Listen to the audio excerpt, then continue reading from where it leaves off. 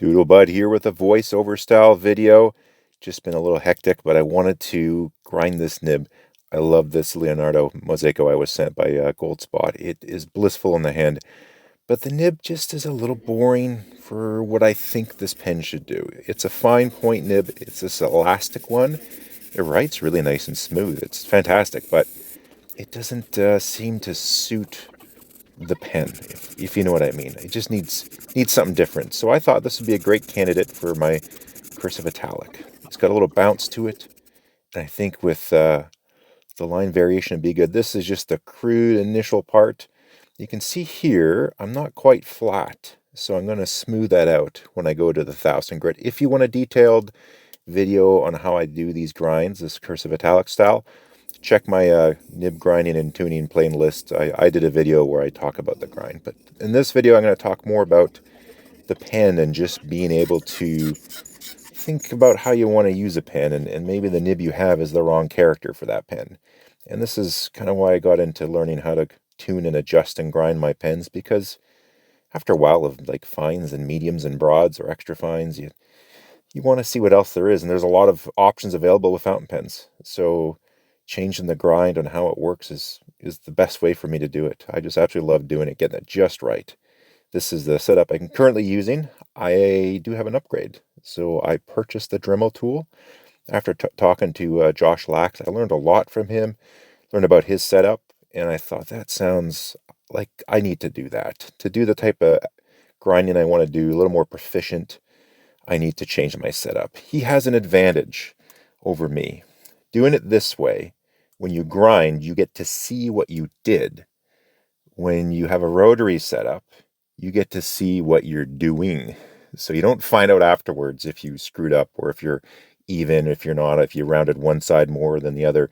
You get to watch it happen. You watch under magnification, real time. You're just focusing on just rotating the pen, making these little cuts and getting everything just the way you want it. Instead of mine, it's you kind of fly blind.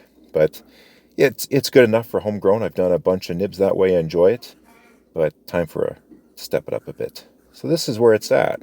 I'm pretty happy. I wanted to have this write similar to my Mont Blanc 149, which is a fine cursive italic, but this has a little bounce to it, so I thought it'd be really nice. And I wanted the cross strokes to be just a touch thinner. So this is just my initial writing, testing it out. I'm watching the Trailer Park Boys as I do this. I don't know if I'm going to mute out the background audio because there's some colorful language, let's say, but it's pretty much my favorite show. So I just put that on in the kitchen on my little Google Home while I'm grinding the nib and just enjoying myself. And I thought, let's record it. So this is the before and after sample. It might be tough to pick up on camera, but I'm pretty happy with that. So let's just compare. This is the pen I wanted it to replicate. I did this one myself as well. And this was the second pen I ever ground. So I just love it. It fits in the hand nicely just as a pen. It writes perfectly. I love how smooth this is with just that line variation. My dad recently found my YouTube channel. We were talking about it. He's like, what? So he's been watching some of my videos. I let him use this pen. He doesn't use fountain pens. And right away he went, oh, wow, like just the nib. He even appreciated just the line variation and how it feels in the hand. So this pen's super special to me. I wanted to do that grind again in another pen. I really like this Leonardo. It feels great. Nice piston mechanism. And I thought this would be a good nib to do it with. It has that little bit of bounce to it. It's not a flex nib. It's elastic. It's a bounce nib. And so far, I'm really happy with that. It's got very similar line variation. Has a different feel. That'll change over time. I love writing this. This is one of my favorite ink colors. It's not what's in the pen now, but I like to write that. And I just look at that. I pause it because I just went, yes, that's how I want that to look.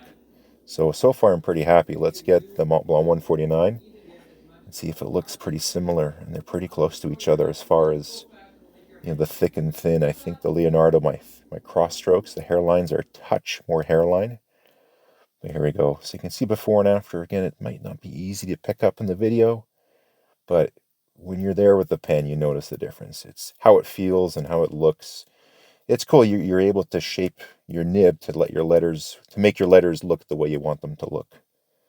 So yeah, I'm pretty happy with that. And that's the test. I just love doing that. The mango chutney, I like doing that too. But for whatever reason, the first time I ever wrote that ink color, I went, oh, I like that. So that's a writing sample I use now. Let's have you a fairly close look at how it is. I got some goo in that nib right now, as you can see. I didn't round the shoulders. I thought, let's just leave that.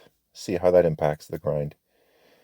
You get weird reflections because it's shiny, and there's a little ring light that goes around this lens, so it's tough to see. Right there, it looks like it's crooked, but it's how the light's bouncing off anyways. You get the idea. I thought, let's try a different ink. It was missing just a little bit every now and then, this nib. It still might need a final little tune, but I went to try different inks. So this Bilberry, I picked this up at this place called Nakaido. It's a little shop that's in an area called Steveston, and here in the Lower Mainland, and great little shop. And so they got some diamine inks, super reasonable. Love this color, and yeah, just had to switch it up a little bit. The cool thing with this pen, there's so many colors in the resin, you can match whatever color you want to go with it. But I'm really happy with this. It feels great in the hand. The ink change, this one's a little bit more wet. It felt even nicer writing with it. It's missed the odd time on me just a hair, but that's okay. That's the cool thing when you take time and just, I guess, develop a little skill set to tweak and tune your nibs. You can get them just the way you like it. But yeah, I like that ink change. I like how that's looking. I like the pressure, the strokes, that N. It's nice and smooth. Very, very happy with how this nib has turned out. So the goal was to replicate my 149 on another pen that I really like. Both big piston fillers, and they look good. So there we go. Hope you liked the video. Check out my playlist on this stuff if you want to get more detail. We're done.